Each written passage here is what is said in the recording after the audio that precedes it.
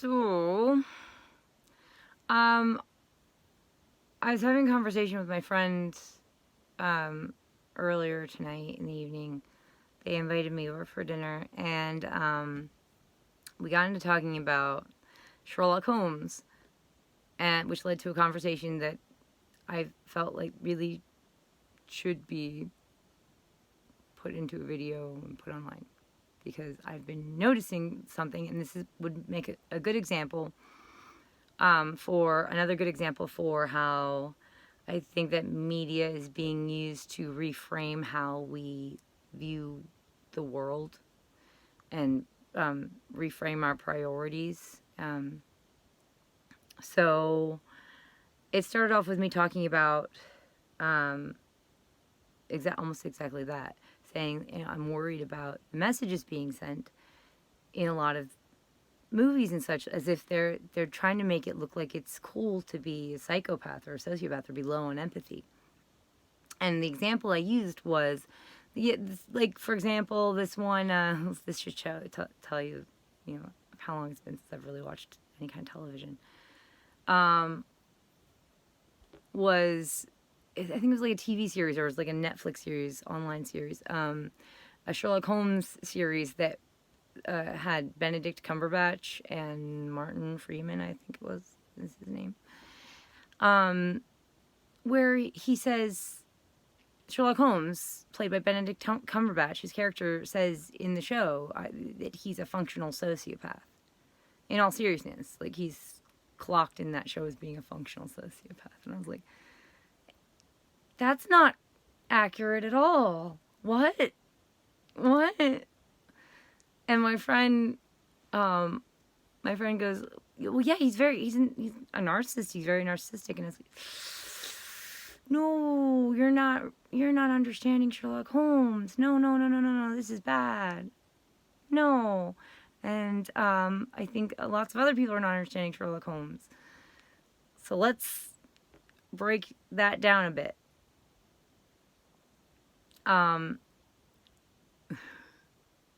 The reason we know Sherlock Holmes, there's a few reasons we know Sherlock Holmes is not a sociopath or a narcissist. One of the reasons is he's Sherlock Holmes and not Moriarty. He's incredibly intelligent. He's incredibly well educated. He uses all of that and uses his focus and energy to pursue a meaningful life of catching criminals and stopping bad guys from committing murders and such.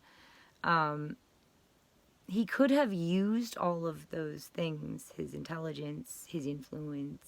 I think he was a sort of more high-born person in society. His education, his detective skills, he could have used those things to do horrible things, to be like Moriarty. He could have been a very effective supervillain, actually. Instead, he chose to do the right thing with his life. Moriarty was, very economically successful, is how the story is typically told. He's like a professor, but he made a lot of money, selling his books and so on. And he was very insidious and charming. And people think that Sherlock Holmes was like a narcissist or a sociopath because he was rude, very rude to people, and belittle like the beat cops because they were so incompetent. And so people mistake that for thinking like, oh, he's a narcissist. And no, he just didn't prioritize social niceties over things like catching the murderer. He felt that bringing justice to the dead guy on the floor was more important than flattering other people who were adults, and like, he's not their mommy, okay? It's not his job to validate them or flatter them. And if they're getting in the way of him solving a crime that he deems more important, and he's right to deem it more important. It is. It's more important to solve the dead guy's murder than to make the captain of the monkey police force feel like he's a big man. and he's so smart. Like, he shouldn't have to flatter or validate anybody. He should just have to do his job and focus on catching the bad guy. So basically, like, you know, Moriarty was very charming, and he was very sociable. And of course he did that. He used that and flattered a lot of narcissists in high society so he'd get doors open for him. And he basically went around sucking dicks to get what he wanted, and he was slowly trying to take over, what was it, the whole country or something like that? Yeah. Sherlock Holmes didn't just, his whole problem, it wasn't really a problem, was that he didn't suck any dick. He just told people right where to go. Like, I'm busy doing real adult things, solving murders. I don't need you to flatter me. I don't know why I should have to fucking flatter you. I'm busy thinking about adult things, like, how do I bring justice to this dead person here? You're the one busy thinking about how you can get me to flatter you or validate you or make you feel powerful. You're a child. I don't waste my time with big overgrown children. Like, I only will bother validating actual children. So, Moriarty is there to show us what Sherlock Holmes could have been. Okay? He could have easily walked down that path. He could have become a very dastardly villain. He had the means.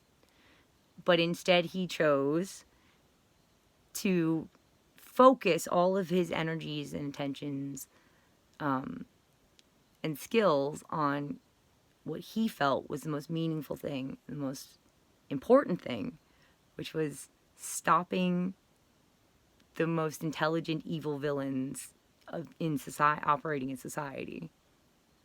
And he didn't give a shit about your feelings, not if you were an adult. He didn't give a shit. Like, oh well.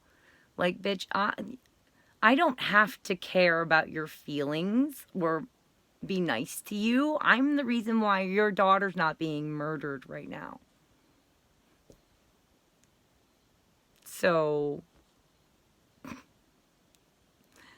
no, Sherlock Holmes was not a functional sociopath or a narcissist.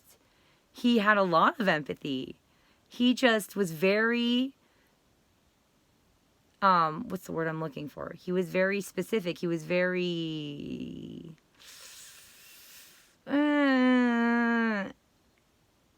he used it sparingly, only on occasions where he deemed it worthy of being used. And when he was dealing with big overgrown children or incompetent beat cops who made it harder for him to do his job properly, he absolutely did not waste his time and energy and focus on trying to flatter them. That's not his responsibility. He's not their mommy. They need to just fucking get over themselves. He's not a narcissist. He's actually more adult than most people are. Well, and he was a fictional character. Bravo, Sir Arthur Conan Doyle. So, Sherlock Holmes is one of my favorite fictional characters. I actually, to be honest, I haven't read all the stories. I've read a good amount, but still, it's enough to like get the point. Like, so, oh yeah, and so where this would extend into my life is recent events is stuff like, you know, when the elitist Richie Rich dog walkers, the NBA player's dad, decide to walk across the dunes, go out of their way to walk across the dunes and come harass me. When I'm in the middle of dealing with an abusive mother, trying to expose a cult of child abusers, and figure out how I'm going to eat tomorrow and just scrape by living in an RV in the dunes, and you're walking across the dunes to come harass me, and or you're a cop kicking me out of the dunes when I'm explaining to you I have no other options right now, dude. If you do this to me, I'm not going to be able to get to my job. Which means I don't get money and I don't eat. Like, you're going out of your way to do this shit, and I'm not bothering anybody out here. Why would you ever fucking expect me to be nice to you? And I swear, like, some of them straight up said that. No, you weren't nice to me. I'm sorry, what? I'm not your fucking mommy. It's not my job to give you a fucking cookie to do the right thing. You're supposed to do the right thing just for the sake of doing the right thing. That's what makes you an adult. I shouldn't have to give you treats to do the right thing. That's what makes you a child. You should have just fucking backed up off my dick. Just left me alone. It would have been the right thing to do. Like, not bothered me in the first place. How about that? So, there was something else I wanted to tack onto this, and I can't remember it now. Dang, it was really good connection, good, it was pertinent, it was important.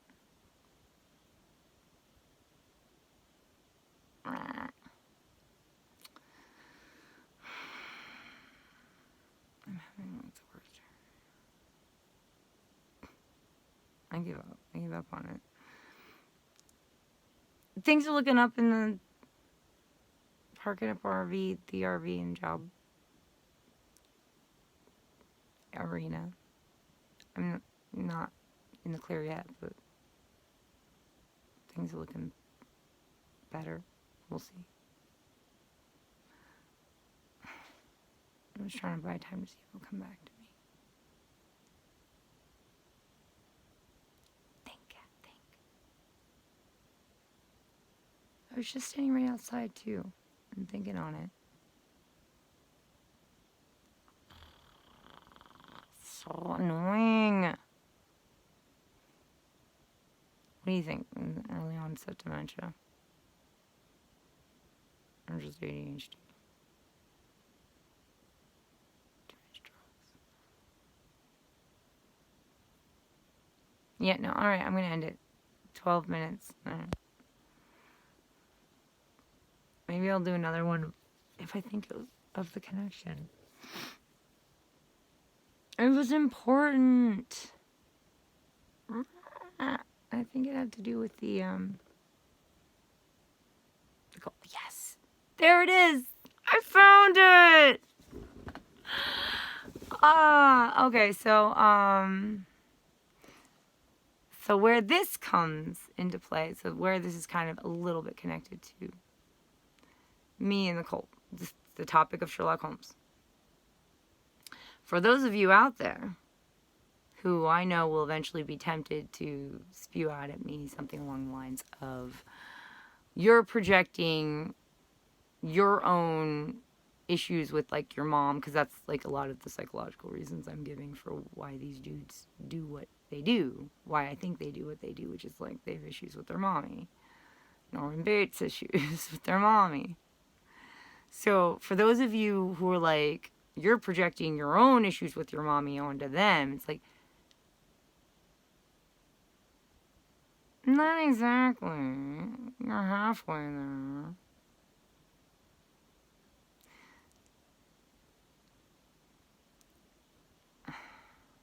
I don't know if I mentioned this in another video, but did you know that females weather harsh environments better than males? Did you know that? It's true. We see this all the time in nature. Like, when I mentioned protogyny before, bearded dragons are one of the few animals I've read about that I think we know of that can actually reverse protogyny. It's not typically reversible, which is why it's not advisable to do unless, like, you need to even out the population. Otherwise, you want to stay female, because then once you play that card, it's played. It's done. You can't undo it, and you can't do it again, you know, like.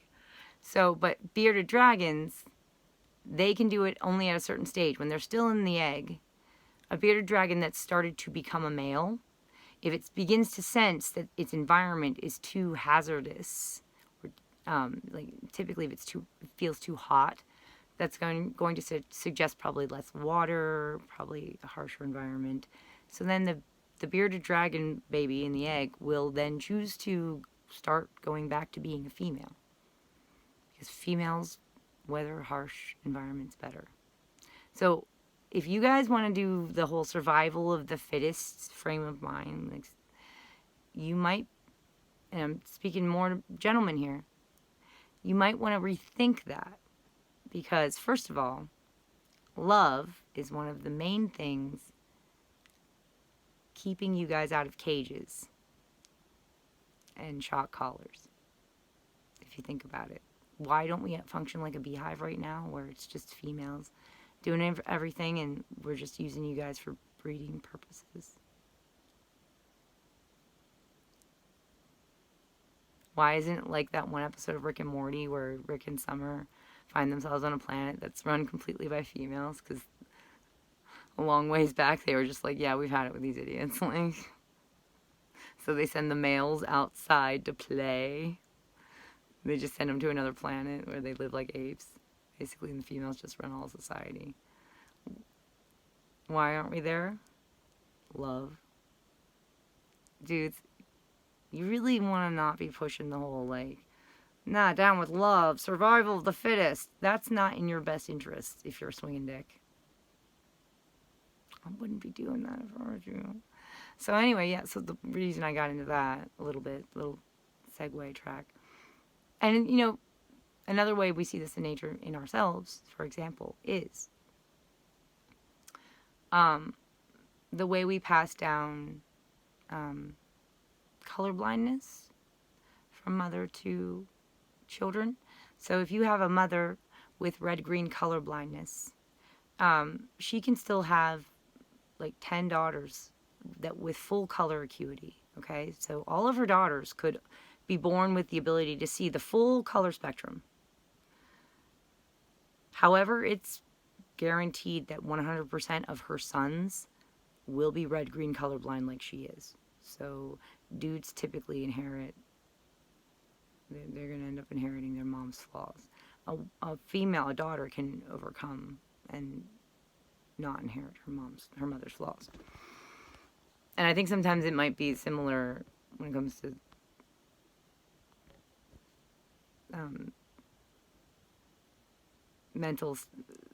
mental things, psychological disorders and stuff like that.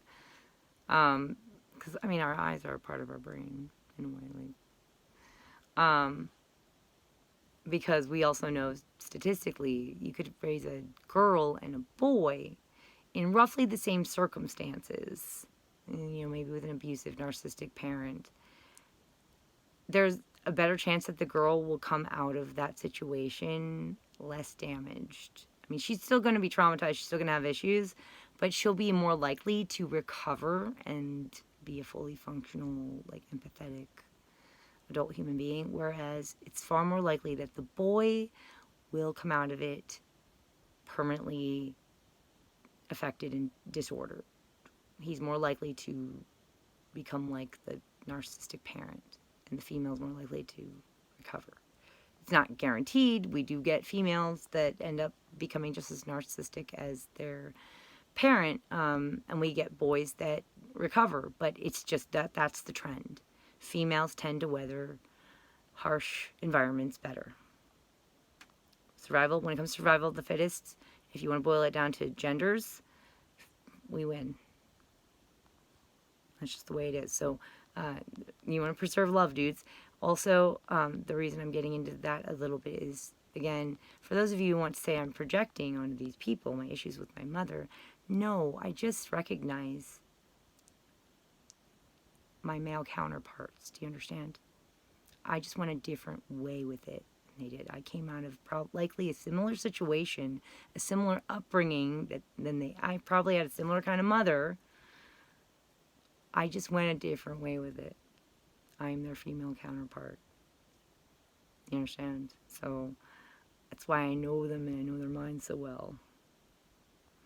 And I know like what motivates them. I know where I know where they're coming from. But at the same time, like, I mean, like, mommy didn't give you enough hugs, join the fucking club. I'm not going around, like, raping and murdering women and children. I don't want to hear the fucking excuses. So, yeah, there's that to consider. Before you're all like, you're just projecting. No, I just understand. I know what it looks like. You know, like, so yeah, I think that's about all I wanted to get into was cover, like, Sherlock Holmes is not a narcissist or a functional sociopath. Shame on you, Benedict Cumberbatch. Like, just shove your head right on up your own ass, I swear. And Martin Freeman can do an assist, okay? I know you didn't write it, but you didn't read it before you took the job on. Like, you didn't go like, Sherlock Holmes is not a functional sociopath. This is nonsense. I'm not going to have a part in this. This is ridiculous. You besmirched the name of Sherlock Holmes. What an asshole. That dude is so fucking cool. He's like the coolest model of an adult ever. He don't give a shit what you think of him. He's busy catching murderers and keeping them off the streets. And he doesn't need, like, to be fancy pants, you know, living in a mansion to do it either. He lives right on down at Baker Street, like. So, you guys are fucking losers, I swear. The biggest fucking losers. But they think that they're cool. They think they're cool. It's crazy. And they think they're adults. It's just insane to, like, the real adults. It's insane to us. I'm sorry, what? The monkey can do tasks for peanuts and it thinks it's an adult. I can't. Okay. You know what? All right, so I'll just leave it there. Good night. Oh, God.